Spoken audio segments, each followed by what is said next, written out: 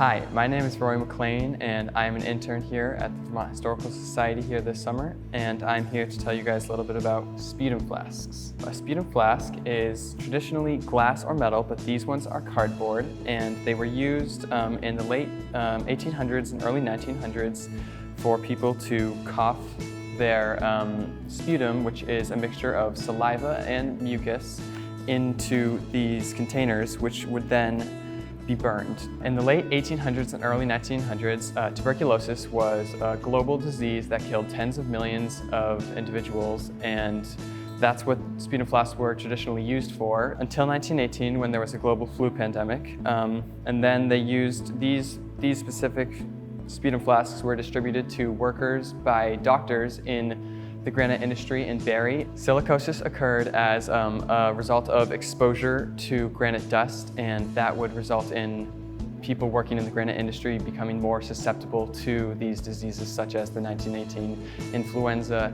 and tuberculosis. Similarly to tuberculosis, the 1918 influenza had symptoms that would include vomiting, coughing, and sneezing, and so these pocket flasks were a way in which one could dispose of their sputum in a way that was much more contained as compared to coughing into one's arm or elbow. Once a sputum flask was full of sputum, it would be disposed of through burning. These sputum flasks are made by the company Burn It All, which is a play on the disposal.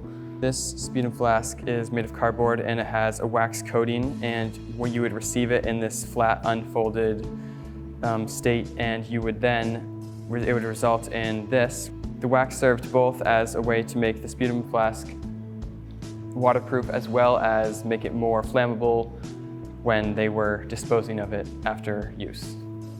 These pocket sputum flasks have historical significance, especially today, as we have recently experienced and still currently are experiencing coronavirus 19, and the 1918 influenza occurred roughly 100 years ago, and it's very interesting to see how our methods of containing our bodily fluids and protection have evolved since then.